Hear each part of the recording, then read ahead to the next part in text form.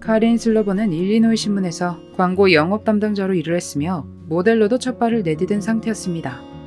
이제부터 열릴 새로운 미래에 기대하고 있었죠. 그렇게 미래를 꿈꾸던 그녀가 사라졌습니다. 1996년 9월 27일 일리노이 중심부의 I-72 도로에서 차량이 발견됐습니다.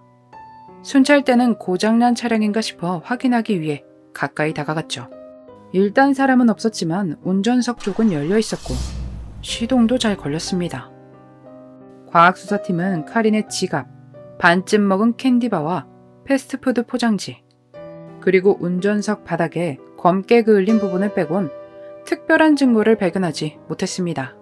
그들은 차량을 조회하고 차주가 데이비스 스완이라는 사람이라는 것을 확인합니다. 그들은 스완에게 연락해 차량에 대해 질문을 했죠. 스완에 따르면 자신의 여자친구 카린 슬로버가 본인의 차를 수리 맡겼기에 그날 저녁 자신의 차를 빌려갔다고 합니다. 카린은 이날 회사에서 아들을 데리러 가기 위해 출발했습니다. 아들은 전 남편인 마이클 슬로버 주니어의 부모님의 집에서 시간을 보내고 있었죠. 경찰은 그녀의 시댁에 연락해 카린의 존재에 대해 물었습니다. 그들은 카린이 저녁에 오지 않았으며 전화도 없었다고 대답했습니다. 한편 경찰들이 그녀를 찾기 위해 수사를 진행하고 있을 때 인근 셀비오스에서 배를 타고 있던 사람이 무언가를 발견합니다. 그것은 작은 검은 비닐봉지였죠. 그 안엔 머리가 있었습니다. 곧바로 그는 경찰에 신고했고 경찰은 그 주변을 수색했습니다. 그리고 몇 개의 비닐봉투들을 더 찾아냅니다. 여러분이 짐작하셨다시피 여러 부위들이 각각의 비닐봉투에 담겨 있었죠. 처음에 실종으로 보고 있었던 사건이 이제는 누군가 그녀에게 해를 끼친 사건으로 전환됩니다. 검시 결과 분노가 가득 담긴 과잉 해함이라고 판단했습니다. 이것으로 모아 범인은 카린과 알고 있는 사이로 추측됩니다. 카린이 발견됐을 당시 그녀에게서 나온 증거들로 카린이 키가 큰 풀과 자갈 혹은 바위 바닥이 있는 장소에서 마지막 순간을 보냈을 것이라 판단했습니다. 그러니 외딴 부동산 소유자를 찾아보라는 요청이 있었습니다. 그렇게 그녀의 주변 인물들의 조사가 시작됐습니다. 경찰은 전 남편 마이클 슬로버 주니어가 결혼 생활 당시 그녀에게 많은 나쁜 말이나 행동들을 했다는 것을 알게 됐지만 그는 그날 알리바이가 있었습니다. 남자친구인 스완의 경우도 의심의 대상이었는데 그는 사람들의 관심을 받기 위해 여전히 슬픔에 잠긴 남자친구의 모습을 보였다고 합니다.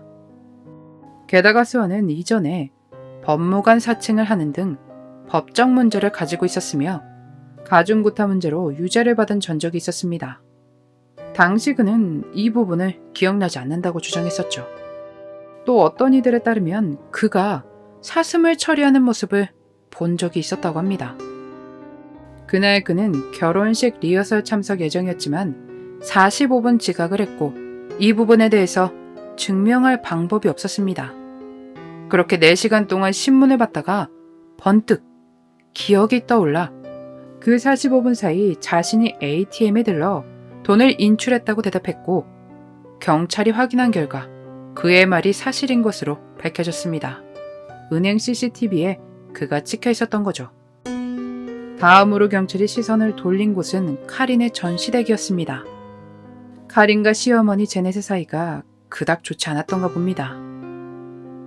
시엄마 제넷이 마치 손자를 아들처럼 정말 본인이 엄마인 것처럼 행동했다고 하네요. 카린과 마이클 주니어가 이혼할 당시 이혼 합의로 제넷을 아이의 보모로 규정했습니다. 시아버지 마이클과 시어머니 제넷은 신문을 위해 경찰서로 불려갔습니다. 카린이 아들을 데리러 오기로 했던 그날 저녁, 그녀가 약속 시간에 도착하지 않아 그녀에게 전화를 걸었었다고 합니다. 하지만 경찰의 조사에선 그들이 전화를 걸었었다는 기록은 발견하지 못했었습니다. 또 시아버지 마이클은 자신은 당일 마트에서 손주에게 주기 위한 장난감을 구입했다고 했지만 그 가게에는 그 장난감을 팔고 있지 않았습니다. 제넷은 아예 알리바이가 없었죠. 경찰은 그들로부터 수상함을 느꼈습니다.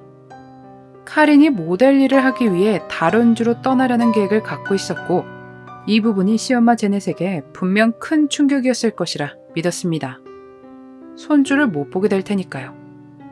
그래서 이게 동기가 된 게 아닌가 경찰은 의심했습니다. 또한 조사된 것처럼 시부모는 잘 관리되지 않은 부지를 소유하고 있었습니다.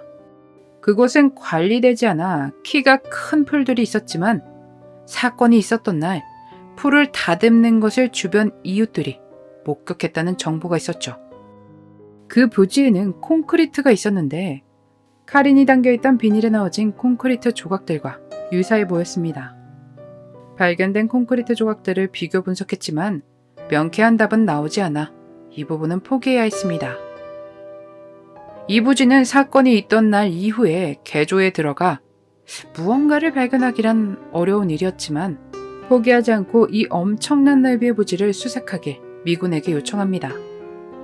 그런 그들의 노력에 보답이라도 하듯 그 넓은 부지에서 카린의 청바지에 있는 것과 일치하는 단추와 그녀의 블라우스에서 나온 것으로 추정되는 단추를 발견했습니다. 정말 신이 도왔다는 말이 떠오를 수밖에 없는 상황이었죠. 경찰은 그들의 아들이자 카린의 전 남편 마이클 주니어가 사건에 연관이 있다는 증거를 찾아냈습니다. 이 증거에 대해선 정확하게 나오지 않았습니다. 세 사람은 사건 당일날 무려 12번이나 통화를 했습니다. 그의 여동생이 조카를 돌보고 있을 때 세 사람이 일을 치르고 처리했을 것이라 보았죠. 게다가 이 부부가 키우던 개의 털이 카린이 담겨있던 봉투에 붙은 테이프에서 발견됐습니다. 경찰은 세 사람을 1급 사람을 해한 혐의로 기소했습니다. 2002년 세 사람은 1급 사람을 해한 혐의로 유죄를 받죠. 제넷은 60년형을, 남편과 아들은 65년형을 선고받게 됩니다. 2003년 6월에 항소했지만 기각되었으며 그들의 남은 다른 자녀들이 세 사람을 위해 계속 힘내고 있다고 하네요. 손주는 시누이에게 양육권이 넘어갔다가 다시 철회되고 최종적으로 카린의 부모님들에게 넘어갔다고 합니다. 이름을 바꾼 그는 지금은 훌륭히 커서 자신의 사업을 하고 있다고 하네요. 매번 드는 생각이지만 내 목적을 위해서 누군가를 해야 하는 결론까지 가는 사람은 대체 어떻게 살아온 사람들일까 싶습니다. 손주를 향한 도를 넘은 행동은 누가 봐도 이상할 텐데 막지 않고 그녀의 계획에 동참한 가족들도 이해하기 어렵습니다. 뭐 이런 사람들이 이해가 될 리 없지만 말입니다. 그들은 자신의 미래를 위해 노력하던 그녀를 되도 않는 욕심 때문에 다시는 꿈꿀 수 없도록 만들었습니다. 손주가 그 가족의 품에서 떨어져 나와 다른 사람의 품에서 자랐다는 것이 정말 다행이다 싶네요. 그가 가는 길이 언제나 행복했으면 좋겠습니다. 손주를 향한 과한 애정으로 전 며느리를 해한 시엄마 제넷 슬리브와 시아버지 마이클, 그리고 전 남편 마이클 주니어의 그날의 미스터리였습니다.